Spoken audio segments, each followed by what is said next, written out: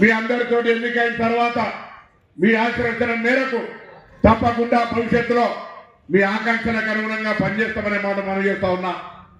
ఇప్పుడే మిత్రులు చెప్పినట్టుగా డ్రైవింగ్ స్కూల్ సంబంధించి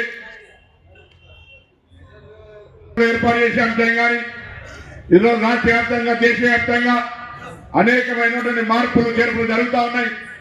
మొన్న Delhi all India transport minister conference అయినట్టు అక్కడ ఢిల్లీలో ఆటోమేటిక్ టెస్టింగ్ డ్రైవింగ్ సెషన్స్ చూసినాం. భవిష్యత్తులో డ్రైవింగ్ లైసెన్స్ పొందాలన్నా లేదా పొల్యూషన్ టెస్ట్ జరగాలన్నా అంతా కంప్యూటరైజేషన్ కాబోతా ఉంది.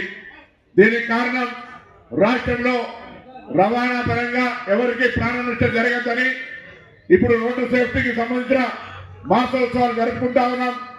రవాణా శాఖ ద్వారా ఈ సమాజంలో మనం పొల్యూషన్ కు కారణం కావద్దు. వాహనాల ద్వారా వచ్చే పొల్యూషన్ తోటి ఈరోజు ఢిల్లీ చూస్తా ఉన్నాం. ఢిల్లీ నుంచి బయటికి వెళ్ళిపోయేటువంటి ఒక పరిస్థితి ఏర్పడుతూ ఉంది. హైదరాబాద్ లో తెలంగాణలో అటువంటి పరిస్థితి రావద్దని తెలంగాణ రాష్ట్ర ప్రభుత్వం పక్షాన EV policy, electrical vehicle policy తీసుకొచ్చినాం. విదేశాల్లో అయితే పెద్ద ప్రొక్లైన్లు పెద్ద పెద్ద అనేకమైనటువంటి కూడా ఈవీతో నడుస్తా ఉన్నాయి. ఎలక్ట్రికల్ వెహికల్స్ తోటి, బ్యాటరీతోటి.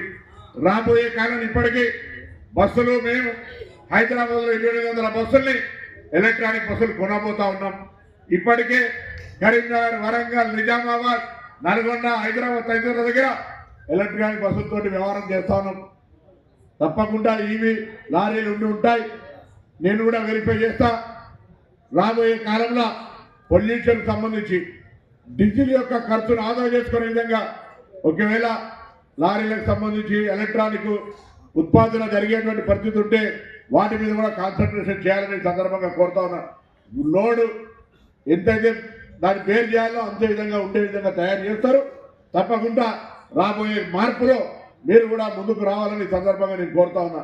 అదేవిధంగా మిగతా రవాణా శాఖ పరంగా కావచ్చు, ప్రభుత్వం తరఫున ఎరువుల సరఫరాకు సంబంధించి, ధాన్యం కొనుగోలు సంబంధించి ఇతరత్ర ఏ అవసరం ఉన్నా రైతులకు ముఖ్యంగా అనుసంధానంగా పనిచేసేటువంటి బాధ్యత.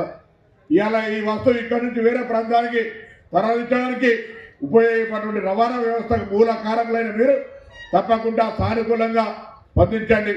మీకు సంబంధించిన కొన్ని అంశాలు చెప్పినారు.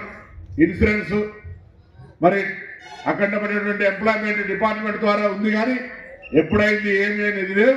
పర్వాలేదు, దానికి సంబంధించి నేను బాధ్యతగా ప్రభుత్వ పెద్దలతో మాట్లాడి మీకు బెనిఫిట్గా న్యాయంగా చేసే ప్రయత్నం చేస్తాం. అంతేకాదు ఇంకా ఏదైనా సంక్షేమ కార్యక్రమం